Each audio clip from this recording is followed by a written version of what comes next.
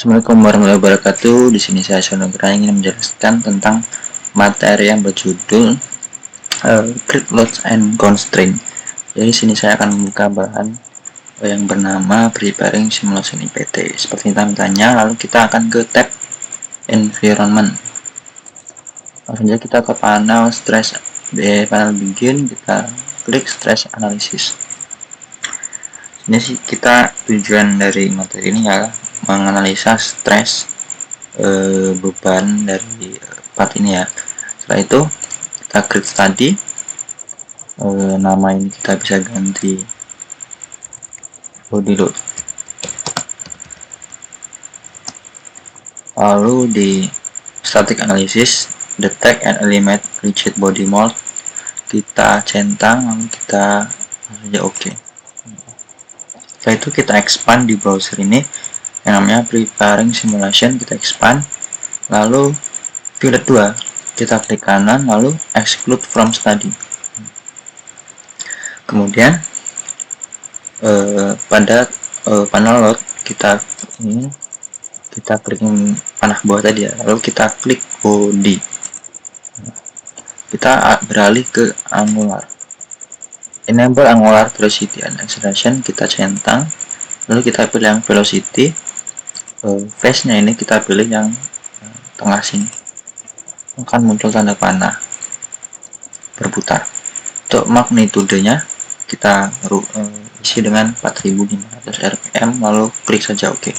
Nah, setelah itu kita ke panel constraint. Nah, kita pilih pin. Pin ini fungsinya untuk sebagai aksial atau aksis berputarnya. Kita pilih lokasinya, kita pilih yang tengah sini, lalu klik saja OK. Kemudian untuk material kita pilih yang di override material, kita pilih aluminium minus 6061. Oke. Lalu kita ke panel solve, kita simulate.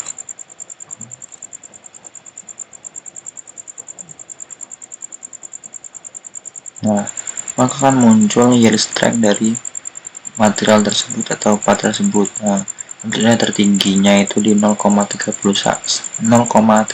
MPa, yaitu terjadi di sini ujung-ujungnya.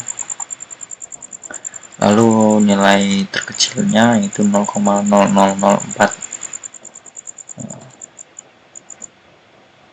Nah, kita dapat aktifkan mesh view nih. Mesh view ini berfungsi untuk melihat geometri yang terjadi akibat stresnya.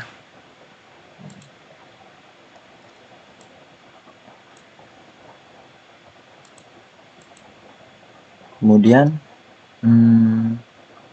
kita akan mencoba untuk memberikan beban pada titik-titik ini dengan fitur namanya bearing load ya.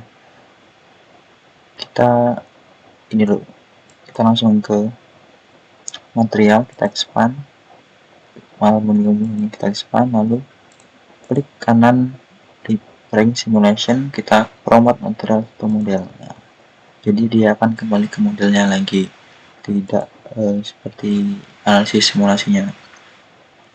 Setelah itu kita ke body load atasnya, klik kanan, lalu copy study. Nah, di body load static analysis 2 kita edit study properties, kita ganti dengan body load and force, lalu klik OK. Setelah itu kita akan memberi bearing load ini kita kasih ke ini, lalu lawannya yang di sini. Untuk ini directionnya kita pilih yang garis bawah sini. Nah, situ maka magnitudenya kita ganti 1600 Newton. Oke, kita kasih bearing loadnya pada semua lubang-lubang ini. Kita ulangi sampai semuanya.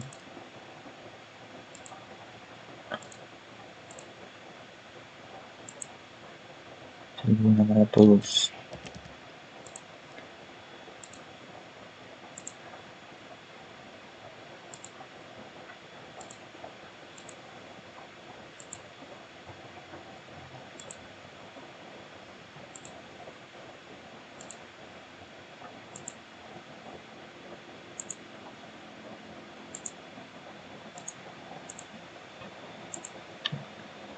Nah, jika sudah seperti ini, kita dapat simulasikannya.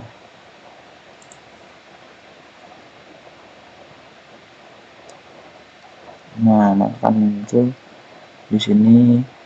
Jadi bearing load itu beban yang dikenakan pada bearing tadi yang sudah kita letakkan. Nah, tapi titik pusatnya di sini, di tengah. Di sini nilai yang paling tinggi muncul nih pada titik-titik bearing tadi 39,15 MPa, dan yang terkecil itu 0 pada yang warna biru.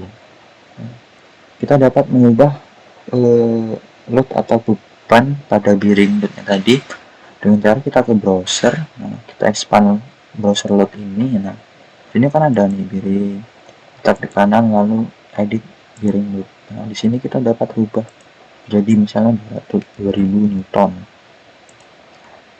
Kita aplikasikan semua 2000 Newton.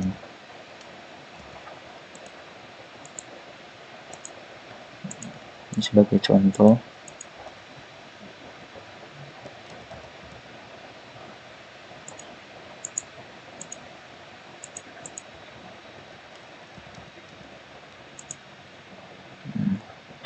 Kita simulasi lagi. Nah, maka nilainya kan akan berubah. Jadi nilai yang keluar pada yield strength ini bergantung pada bahan yang diterima oleh bearing load. Di sini saya ganti dengan 2000 Newton bebannya, maka nilai tertinggi di sini berubah menjadi 49,03 MPa. Yang terkecilnya akan berubah juga berbanding lurus dengan beban yang diterima tadi. Mungkin cukup sekian video dari saya tentang grid load and constraint. Terima kasih. Wassalamualaikum warahmatullahi wabarakatuh.